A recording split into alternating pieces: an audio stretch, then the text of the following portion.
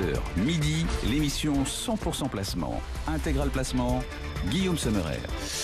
40 minutes de cotation dans les pattes, 40 minutes au lieu d'une heure, de 2 heures même normalement à cette heure-ci. Et oui, mais Euronext a ouvert en retard ce matin en raison d'un bug technique lié au passage à l'heure d'hiver, nous a expliqué Euronext. Et c'est pour cela que le CAC 40, que l'indice de la bourse d'Amsterdam, celui de la bourse de Bruxelles, celui de la bourse de Lisbonne, tous ces indices sont ouverts avec 1h20 de retard. Et on n'a que 40 minutes de cotation dans les pattes, donc avec ce CAC qui là gagne 0,26%. On va en parler avec Thibaut François depuis Fastia Capital. Rebonjour Thibaut.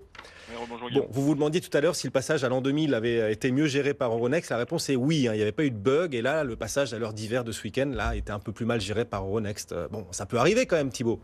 Oui, ça peut arriver. Mais j'ai pas l'impression que ça soit encore résolu, tous les problèmes.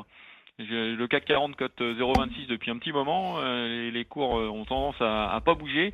Je pense qu'il y a encore des petits problèmes techniques encore sur Euronext à l'heure où on parle.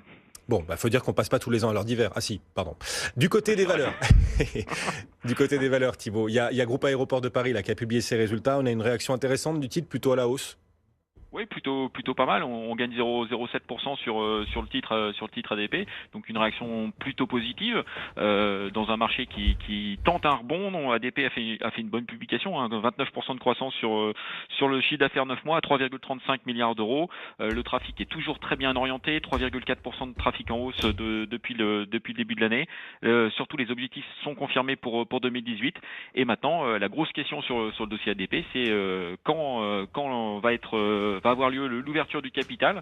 On parle de 2019, donc ça fait partie de la grosse actu d'ADP et le marché va vraiment maintenant se pricer et avoir vraiment focus sur cette orientation, donc l'ouverture du capital par l'État à partir de 2019. Ce titre qui gagne 0,7%, intéressant. ADP, réaction favorable. On va surtout suivre cette semaine des publications demain, notamment sur le secteur bancaire. Ça va être la grosse journée de la semaine pour les investisseurs, en tout cas sur le marché parisien. D'autant plus à suivre ces publications que ce sont bien les publications et les entreprises qui la semaine dernière ont motivé les ventes sur le marché. On va donc surveiller ce qui sera annoncé demain comme le lait sur le feu, Thibaut. Oui, en fait, on va encore avoir une semaine extrêmement riche en publications. On l'a vu la semaine dernière. Les publications ont vraiment apporté beaucoup de surprises aux investisseurs. Alors dans les très mauvaises surprises, on a eu Atos qui a été sanctionné de plus de 20%. On a eu Valeo qui a été sanctionné aussi de plus de 20%. Vous imaginez, ce sont quand même des boîtes du CAC 40 qui perdent plus de 20% en une journée. On a eu de très bonnes réactions aussi à la hausse, des Altran qui ont publié, qui ont vraiment rassuré le marché, qui ont publié avec plus 15% en réaction boursière. Vous voyez, dans un même secteur, Atos et Altran qui publient pratiquement le même jour, l'une fait moins 20, l'autre fait plus 15, donc c'est très compliqué d'avoir des certitudes même à l'intérieur du même secteur. Et cette semaine, effectivement, on va avoir énormément de publications, notamment le secteur bancaire qui va publier avec les mastodontes. On a Banco Santander qui réagit plutôt bien ce matin avec le Brésil qui s'est trouvé un nouveau président. Et on a aussi BNP Paribas qui va annoncer sa publication du chiffre d'affaires et du résultat du T3. Ce qui va être intéressant, c'est surtout d'avoir une lecture du business des banques avec un environnement de taux bas qui se maintient. L'OAT française est toujours autour de 0,75. On a le Bund allemand qui est autour de 0,38. Dans cet environnement, comment les banques arrivent à faire de la croissance, comment les banques arrivent à faire des marges par rapport à cet environnement de taux bas. Donc ça va être les grandes questions et on espère avoir des réponses d'ici cette semaine sur les différentes banques européennes.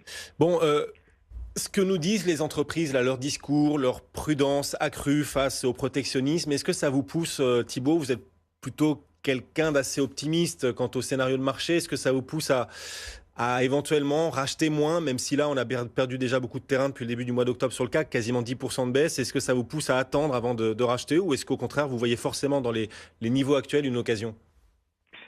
Nous, ce qui nous gêne aujourd'hui, c'est pas l'environnement macroéconomique. Il y a un ralentissement en Europe, c'est évident depuis le début de l'année. Maintenant, la croissance n'est pas cassée. On aurait une croissance qui serait cassée en Europe. Et effectivement, on serait beaucoup plus prudent sur le marché financier.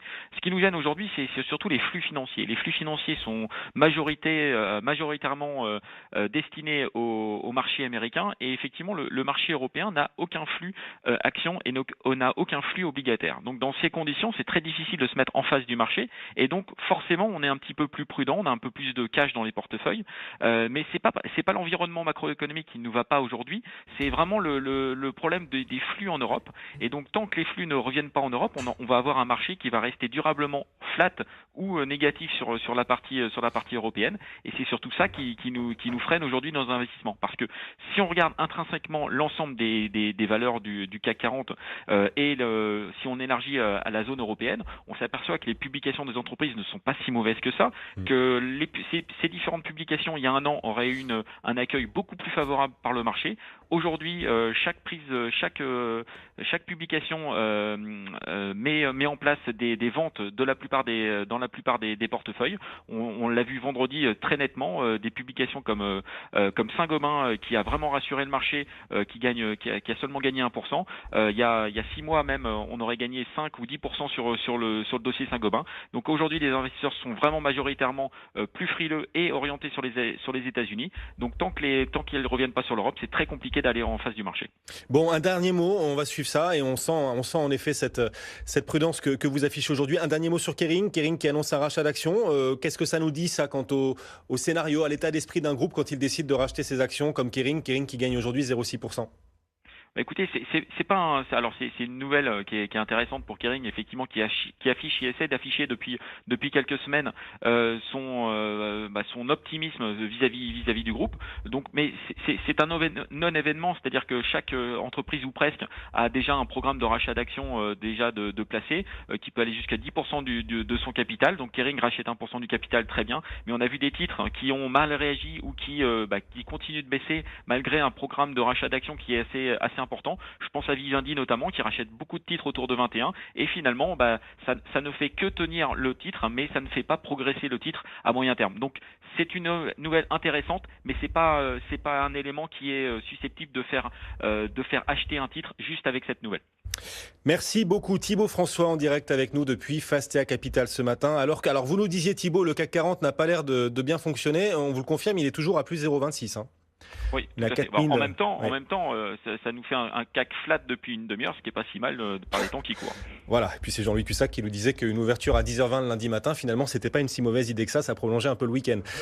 Manifestement, le bug se poursuit chez Euronext. On va les interroger. On est à plus 0,26 depuis maintenant au moins un quart d'heure, ce qui est tout à fait louche, on est bien d'accord. 4980 points, 45 depuis plus d'un quart d'heure. Bon, on va suivre tout ça. C'est le passage à l'heure d'hiver qui s'est pas très bien passé manifestement dans les process d'Euronext. Merci Thibaut François, donc depuis Fastea Capital. Dans l'actualité du jour également, Angela Merkel qui renonce à briguer